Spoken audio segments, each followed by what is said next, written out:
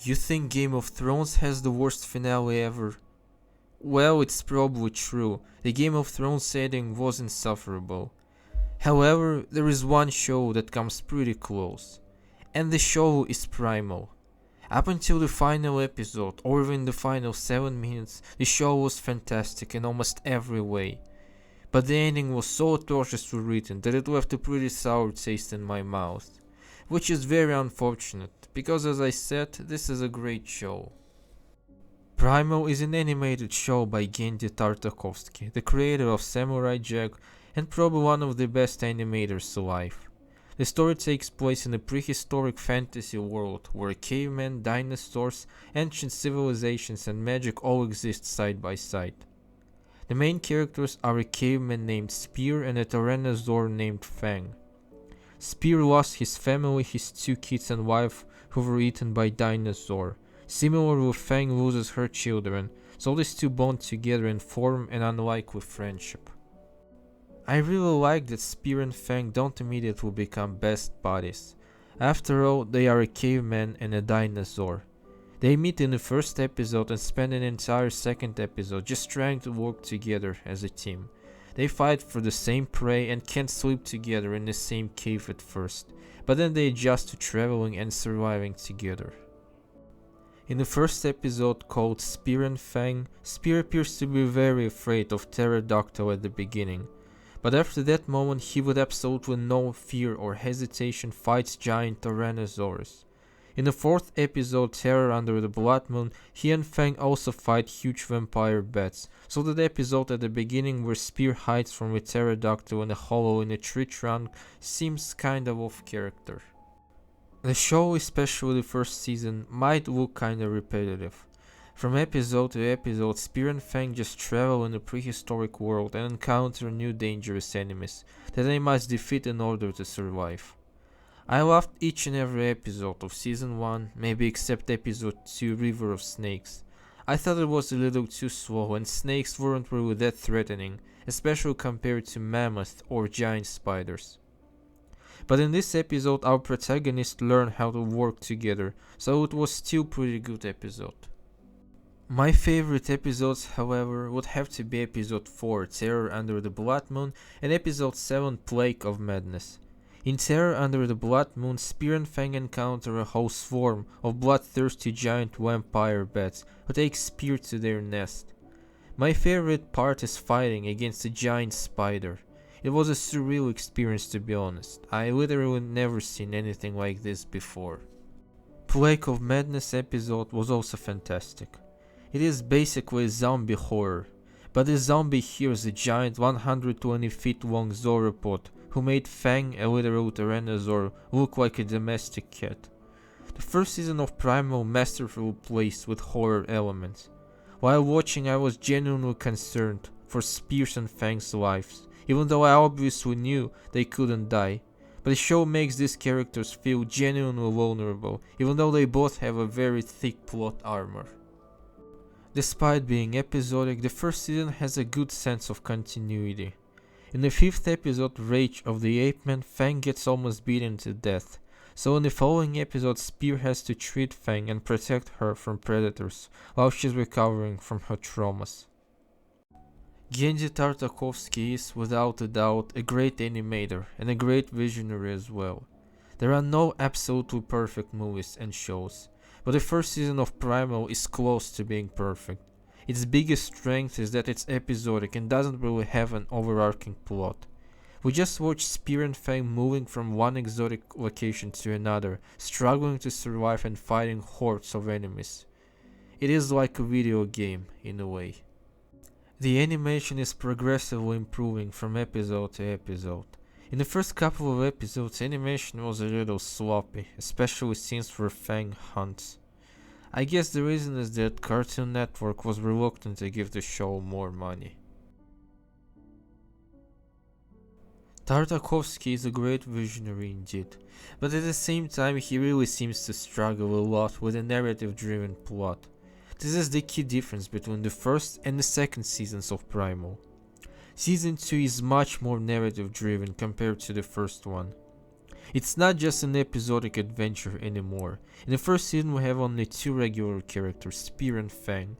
However, at the end of season 1 we get another human character named Mira, who is from an advanced human society. She wears more sophisticated clothes, she knows how to cook unlike Spear who just eats raw meat. She also speaks Arabic. In the entire first season before Mira's appearance, the show has exactly 0 words spoken. All characters, especially Spear, display their thoughts and emotions through perfectly animated facial expressions and gestures. This is why at times animation might look very exaggerated. Even though our characters encounter more advanced civilizations in the second season, Tartakovsky does not overuse dialogues and language communication at all. So at the end of season 1, Spear and Fang meet Mira. She managed to escape from a clan of dangerous Viking slavers and joined our protagonists. But the Vikings retract Mira somehow, bring her back to their ship and sail across the ocean to their village. Spear and Fang have to chase them in order to save Mira. The second season was good despite its problems with narrative-driven storytelling. It was actually very good up until the final episode. I quite liked the episode The Primal Theory. Many people felt like it was out of place. The Primal Theory takes place in 1890 London and has nothing to do with the main story of Spear, Fang and Mira. While it doesn't directly touch the story, however it proves that humans in extreme and dangerous conditions can easily devolve into primitivity. This episode was the reason for a theory that the show takes place in a post-apocalyptic future, which might sound interesting of course, but Tartakovsky refuted this theory eventually.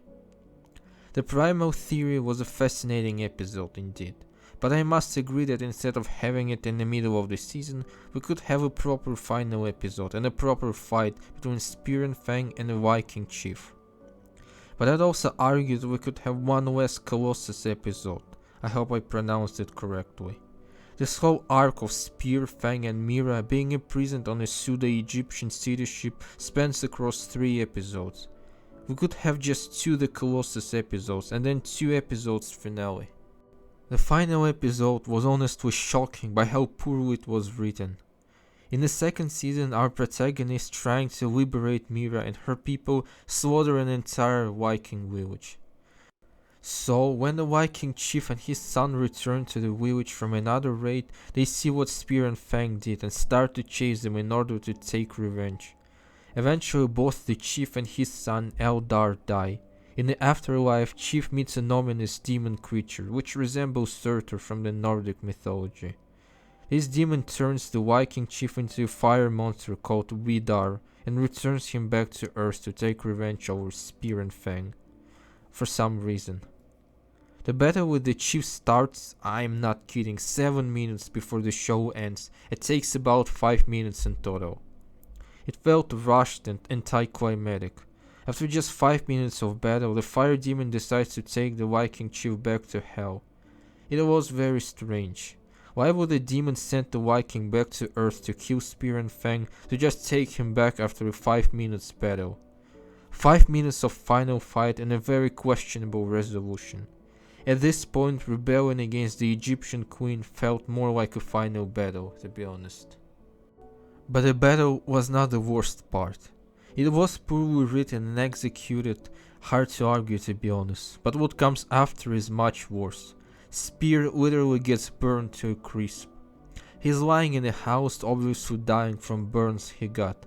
Mira looks at the cave painting on the wall that Spears made the night before facing the Viking from hell and decides to freaking have sex with the dying caveman. The moment was very uncomfortable to watch.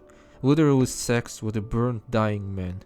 The last scene of the show we see a daughter of Spear and Mira, which implies that Mira got pregnant. Somehow. This is all really messed up. Why couldn't Spear and Mira have normal sex the night before the fight?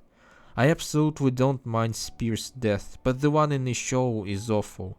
And I'm not saying it's awful because it's brutal, no. I think it was really in line with everything we saw in Primal throughout 20 episodes. An entire fight plus Spear's death and epilogue literally took 7 minutes. Why was it so rushed? Did we really need the Primal theory? And did we need 3 parts of the Colossus if we didn't have an adequate finale? Maybe this season was supposed to be 11 episodes, but in the middle of the 10th episode, Tartakovsky and team realized that they ran out of budget and wrapped everything up as soon as possible. This is just a joke, obviously, but who knows? Maybe it really is Genndy's inability to properly write endings. I was browsing Reddit. Yes, I do feel ashamed for it. And I unfortunately found so many ideas for Primal that were miles better than the actual finale. My favorite was this. Instead of having both Vikings and Egyptians, the second season could just focus on Vikings.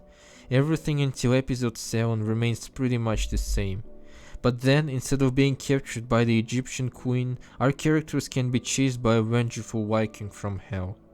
They run from Viking from hell for 3 episodes, meeting new prehistoric creatures on the way and learning about Vikings' weaknesses, until finally Spear, Fang and Mira are done with running and decide to face off the Viking from hell. And Spear and Mira have sex before the fight. I like the idea of Mira having Spear's child. It is good to know that Spear's bloodline won't stop after all. The battle should have obviously taken an entire episode and be way more epic than what was in the original show.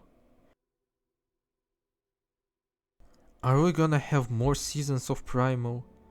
Well, the story of Spear and Fang is obviously over, but that doesn't mean that Primal cannot turn into an anthology series. The next season might feature an entirely new set of characters, different parts of the world, and maybe even different timeline. Maybe the show might end with an apocalyptic battle with a fire demon. And it doesn't have to be directed by Tartakovsky if Genndy doesn't want to make more seasons of the show. Though Genndy's creative vision would be missing definitely, but I'd watch even without Genndy, Spear and Fang. This world is just too fascinating.